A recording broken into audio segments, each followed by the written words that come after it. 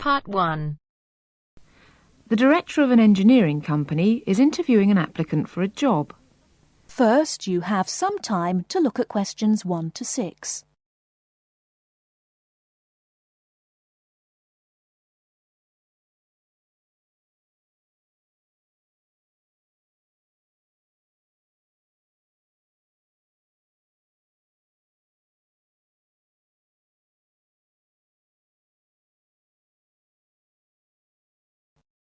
Now we shall begin. You should answer the questions as you listen, because you will not hear the recording a second time. Listen carefully and answer questions 1 to 6. Good morning. It's Mr. Robinson, isn't it? Have a seat. Stephen Robinson. Yes. Is that S-T-E-V-E-N or P-H? It's V. OK. I've got your letter of application, but I need a few more details for the file. Now, you're from Manchester. What exactly is the address? Yes, it's Dynevor Gardens, that's D-Y-N-E-V-O-R, Prestwich. Thanks. And telephone? Well, it isn't mine, it's the landlord's, but I can be contacted. It's 483-250. Uh-huh. The landlord lives in, does he? Well, he has the flat downstairs, and he's a friend of the family anyway. I see. OK. According to your letter, I imagine you were born in, let me see, 1960? 61. Right. And the date? 12th of July. Thank you. And I believe you're married. No, I'm getting married, but not for a few months. Oh, sorry. Well, I mean, congratulations. Is it going to be in Manchester? Well, no, actually. My fiancée's from Wales, so we're getting married in her home village, near Bangor. Oh, how nice. Now, as you know, when you apply for a post with Williams Engineering, we need to find out a few things about both your academic background and more recent work experience, the latter being especially important in respect of this rather specialised position in the area of water management. First of all, A-levels. Yes, I've got 3. Geography, maths and physics. Geography, maths and physics. OK. Before you hear the rest of the conversation, you have some time to look at questions 7 to 10.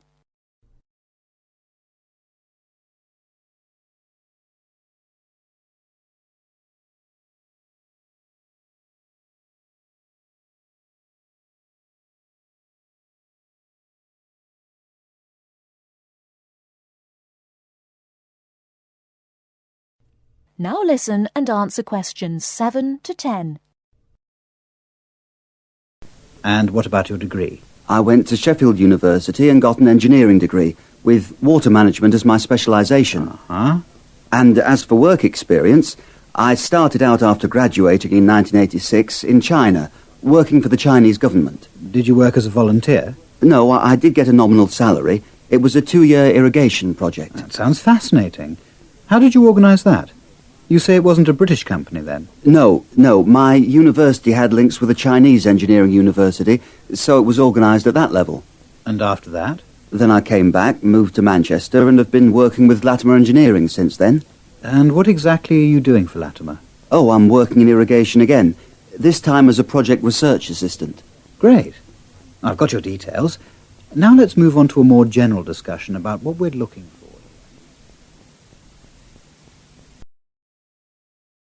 That is the end of Part 1. You now have half a minute to check your answers.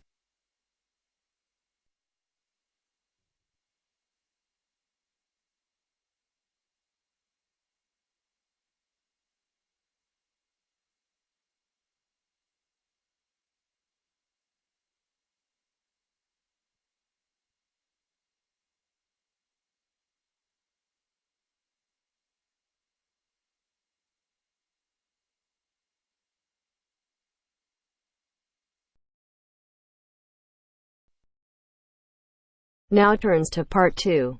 Part 2. You will hear a university administrator telling a group of new students about the central campus buildings and the facilities they provide. First, you have some time to look at questions 11 to 16.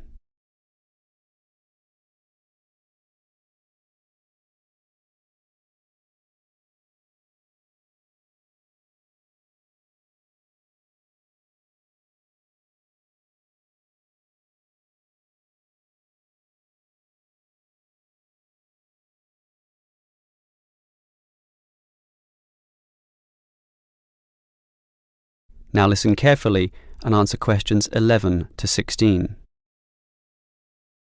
Welcome everyone to the Brandon Complex, the geographical and, we could say, spiritual heart of this university.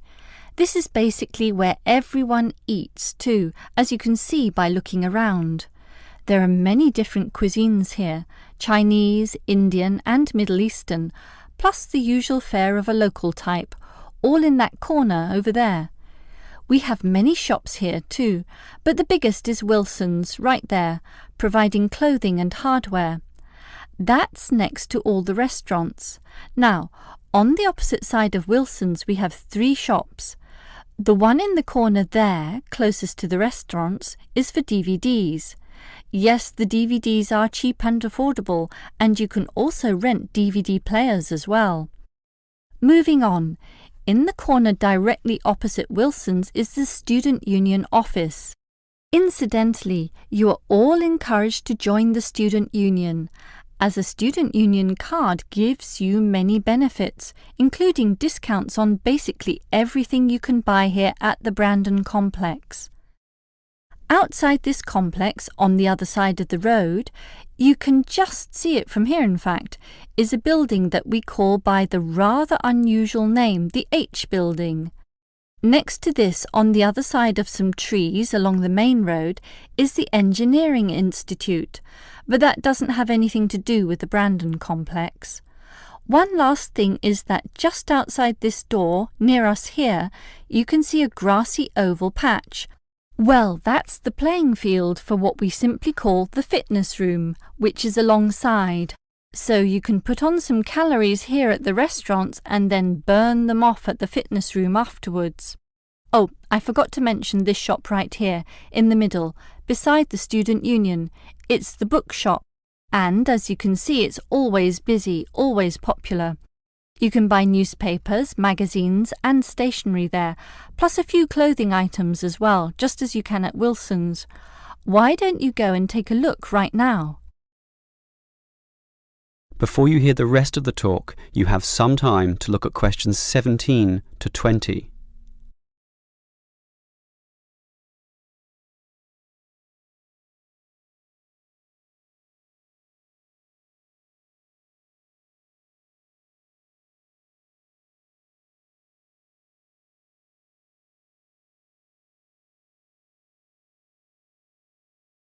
Now listen and answer questions 17 to 20. Now, I'd like to tell you a bit more about one of the buildings here, namely the H Building. Despite its bland name, you might be interested in what goes on there. It is our main recreational centre, with halls, offices and space available for a variety of activities, mostly for those who want to get fit. For example, if you're interested in yoga, you're in luck, since 4 days a week there are free yoga classes. They have several levels, so if you're a beginner, you'd have to start with that. You can check the schedules on the wall there. Yoga used to be at night, but now it's in the mornings, but not on Wednesdays. Along those same lines, there's aerobic dancing in the afternoon. This shares the same room as the badminton games, which are on Mondays, Wednesdays and Fridays. The aerobics are on the alternate days, Tuesdays and Thursdays, and it's not restricted at all. Everyone is welcome to join, although the instructor may divide you up, of course, according to ability. And, just to show how diverse the H Building is, there's even some spiritual solace available there inside the multi-denominational prayer centre, with individual booths and a variety of holy scriptures and texts available to read from all the major religions of the world. That's open all day over the weekend, but not at night time, when the rooms are for private booking. Finally, for those of you of a cerebral nature, the University Chess Club operates at night. That's open from 8 p.m. every, is it Wednesday or Monday? No, sorry, Friday. And I think it closes at about 11:30 p.m. So, there's something for everyone in the H Building.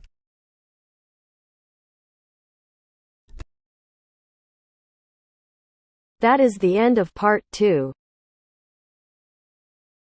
You now have half a minute to check your answers.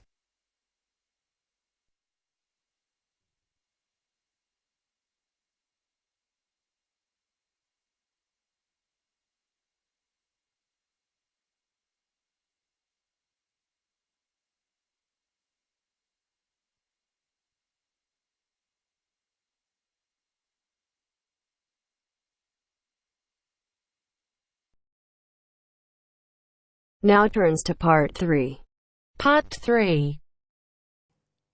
You will hear two students discussing a project they have to do as part of a literature course on great books. First, you have some time to look at questions 21 to 25.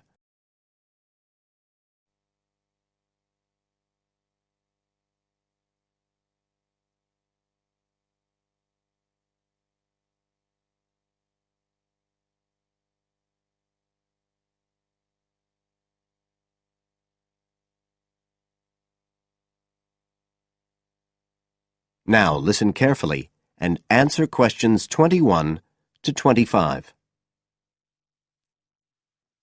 Hi, Joey. How are you doing? I heard you were sick. Oh, hi, Olivia. Yeah, I had a virus last week, and I missed a whole pile of lectures, like the first one on the great books in literature, where Dr. Castle gave us all the information about the semester project. I can give you copies of the handouts. I've got them right here. That's okay. I already collected the handouts, but I'm not very clear about all the details. I know we each have to choose an individual author. I think I'm going to do Carlos Castaneda. I'm really interested in South American literature. Have you checked he's on the list that Dr. Castle gave us? We can't just choose anyone. Yeah, I checked. It's okay. Who did you choose? Well, I was thinking of choosing Ernest Hemingway, but then I thought, no, I'll do a British author, not an American one. So I chose Emily Bronte. Okay. And first of all, it says we have to read a biography of our author. I guess it's okay if we just look up information about him on the internet? No, it's got to be a full-length book. I think the minimum length's 250 pages. There's a list of biographies. Didn't you get that? Oh, right. I didn't realize we had to stick with that. So, what do we have to do when we've read the biography? Well, then we have to choose one work by the writer. Again, it's got to be something quite long. We can't just read a short story. But I guess a collection of short stories would be okay? Yes, or even a collection of poems, they said. But I think most people are doing novels. I'm going to do Wuthering Heights. I've read it before, but I really want to read it again now I've found out more about the writer. And then the video. We have to make a short video about our author and about the book. How long has it got to be? A minute. What? Like 60 seconds? We got to give all the important information about their life and the book we choose? Well, you can't do everything. I wrote it down somewhere. Yes, Dr. Castle said we had to find or write a short passage that helps to explain the author's passion for writing, why they're a writer. So we can back this up with reference to important events in the writer's life, if they're relevant. But it's up to us, really. The video's meant to portray the essence of the writer's life and the piece of writing we choose. So when we read the biography, we have to think about what kind of person our writer is. Yes, and the historical context and so on. So for my writer, Emily Bronte, the biography gave a really strong impression of the place where she lived and the countryside around. Right. I'm beginning to get the idea. Before you hear the rest of the talk, you have some time to look at questions 26 to 30.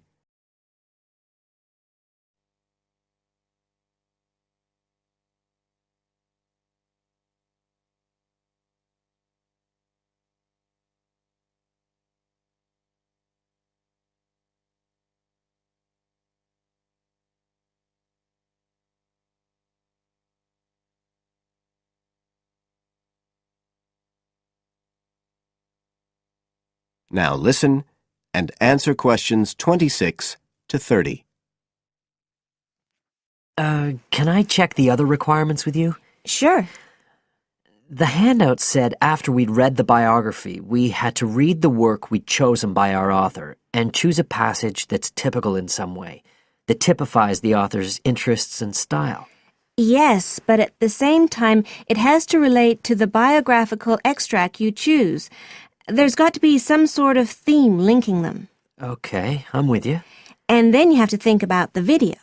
So are we meant to dramatize the scene we choose? I guess we could, but there's not a lot of time for that. I think it's more how we can use things like sound effects to create the atmosphere, the feeling we want. And presumably visuals as well? Yeah, of course. I mean, I suppose that's the whole point of making a video. But whatever we use has to be historically in keeping with the author. We can use things like digital image processing to do it all. So we can use any computer software we want? Sure. And it's important that we use a range, not just one software program. That's actually one of the things we're assessed on. Okay. Oh, and something else that's apparently really important is to keep track of the materials we use and to acknowledge them. Including stuff we download off the internet, presumably? Yeah, so our video has to list all the material used with details of the source in a bibliography at the end. Okay. And you were talking about assessment of the project. Did they give us the criteria? I couldn't find anything on the handout. Sure. He gave us them in the lecture. Let's see, you get 25% just for getting all the components done. That's both sets of reading and the video. Then the second part is actually how successful we are at getting the essence of the work.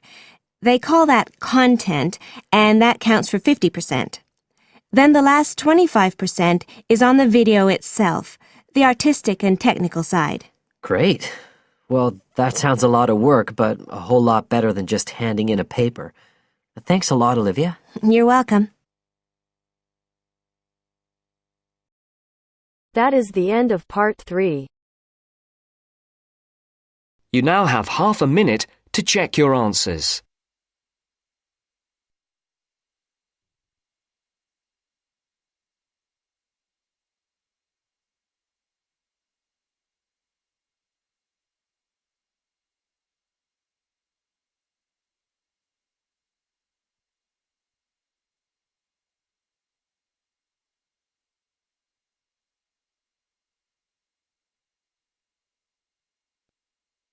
Now turns to part 4. Part 4. You will hear part of a lecture about product life cycles. First, you have some time to look at questions 31 to 40.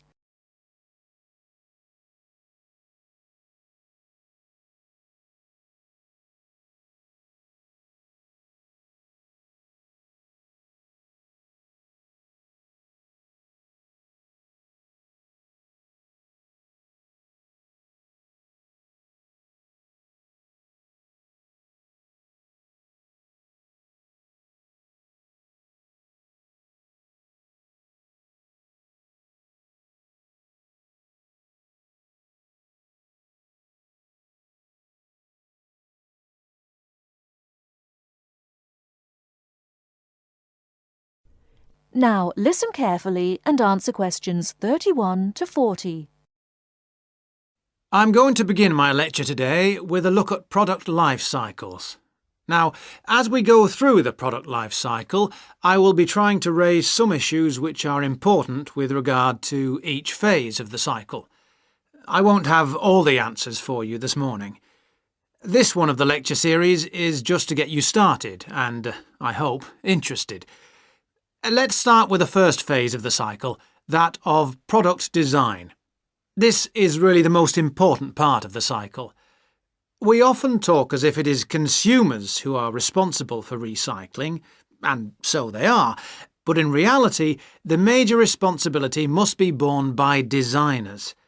They can design products where recycling is easy and cheap, or difficult and expensive. In the latter case, the likelihood is that recycling, though technically feasible, will not in fact take place.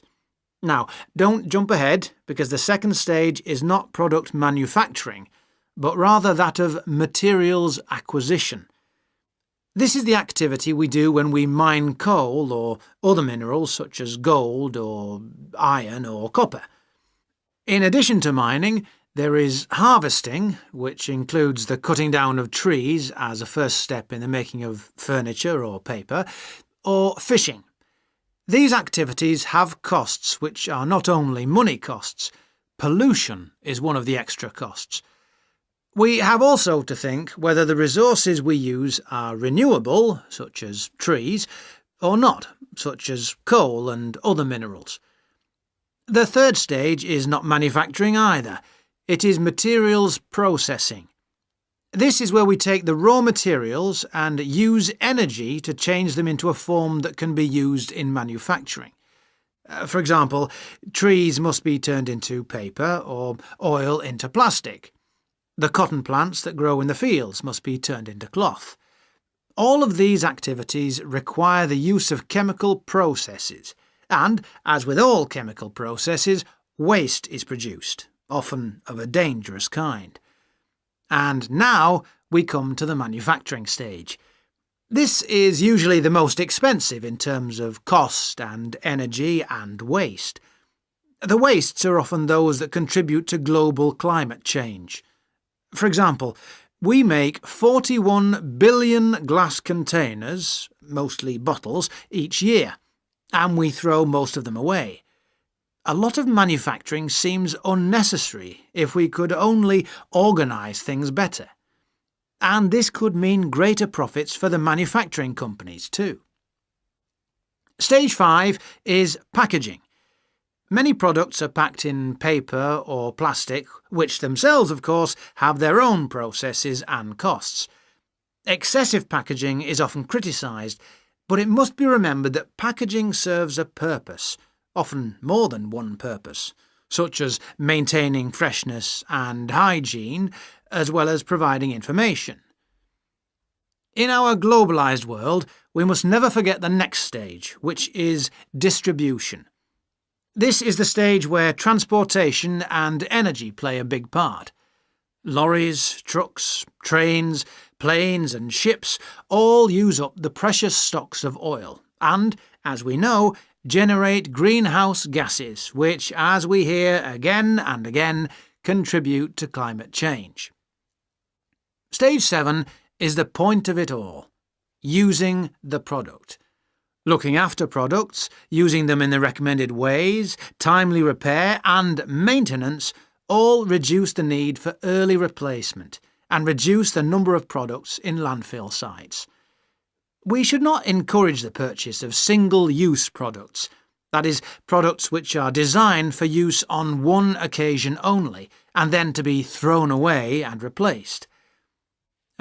I'm going to skip a stage for a moment and move straight on to the final stage, which is disposal, putting the product in the bin. This is the end of the life of the product, and we lose it completely. It may have only a little value, but it does have a value even at this stage of its life, even in fact when it's actually in the landfill site. Now, I missed out one stage. This is a cycle within a cycle. That is, within the life cycle of the product, there can be a closed-loop cycle which can extract more value from the product. This is the reuse and recycle loop. It is a closed loop because, in theory, it can continue forever, though in practice, of course, this is not possible. Recycling products mean that they can be used to make more of the same product. CDs, bottles, books, or that they can be used to make different ones. For example, 1 pound of recycled paper can make 6 cereal boxes. And if we recycled all our newspapers, we could save 40,000 trees a day. Now, with this approach to the life cycle of a product in mind, we can go on to consider life cycle analysis. That is the end of part 4. You now have half a minute to check your answers.